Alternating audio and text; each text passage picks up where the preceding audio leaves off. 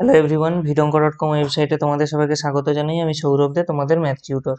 এখানে দেখো যে প্রশ্নটি বলা আছে, একটি ত্রিভুজের তিনটি বাহুর দৈর্ঘ্য দেওয়া আছে, x semi, 2x plus 1 semi and 2x minus 2 semi, এবং ত্রিভুজের পরিসীমা বলা হচ্ছে কম করে 54 সেন্টিমিটার হয়। তাহলে এক্স এর ক্ষুদ্রতম মান কত? তো আমরা প্রথমে ত্রিভুজের পরিসীমা যদি নির্ণয় করি, আমরা জানি ত্রিভুজের পরিসীমা বলতে কি বোঝায় না, তিনটি বাহু এর দৈর্ঘ্যের যোগফল। তো আমি সেটাকে পি দিয়ে লিখছি। তাহলে আমরা সেটা কি পাবো, এখানে এক্স, একটা বাহু ছিল এক্স, একটা বাহু 2x প্লাস 1 এবং আরেকটি বাহু ছিল 2x মাইনাস 2 সেমি। তাহলে এটাই হবে এই ত্রিভুজের পরিসীমা। তাহলে আমরা এখান থেকে কত পাবো দেখো, actually x plus 2x plus 1 plus 2x minus 2, calculate করলে আমরা কত পাবো এখান থেকে দেখো, এক্স আর 2x অ্যাড হলে 3x প্লাস 2x অর্থাৎ 5x, এবং এখানে রয়েছে প্লাস 1 এবং মাইনাস 2, এখান থেকে ক্যালকুলেট করলে আমরা পাবো 5x মাইনাস 1। তাহলে 5x মাইনাস 1 সেমি হলো ত্রিভুজের পরিসীমা।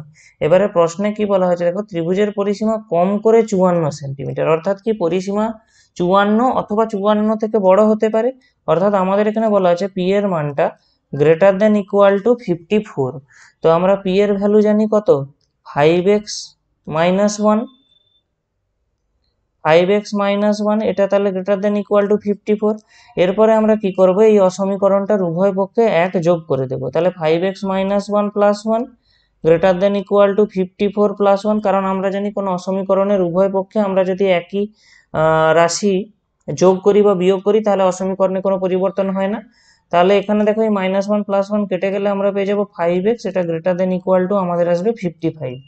এখন আবার আমরা কি করব, এরপরে উভয় মানে অসমীকরণের উভয় দিকে 5 দিয়ে ভাগ করে দেব। যেহেতু আমরা জানি যে কোনো অসমীকরণের উভয় পক্ষে আমরা যদি কোনো ধনাত্মক রাশি দিয়ে ভাগ করি তাহলে অসমীকরণের চিহ্নের কোনো পরিবর্তন হয় না। তাহলে এক্ষেত্রে আমরা 5 দিয়ে ভাগ করছি, তাই কোনো পরিবর্তন হবে না। তাহলে এখান থেকে আমরা পেয়ে যাবো এক্স, এটা আসবে গ্রেটার দেন ইকুয়াল টু 11। এটা মানে কি, এটা মানে হলো এক্স এর মানটা 11 হতে পারে অথবা 11 থেকে বড় হতে পারে। এবারে আমাদের প্রশ্ন কি দেওয়া আছে দেখো, যে এক্স এর ক্ষুদ্রতম মান কত।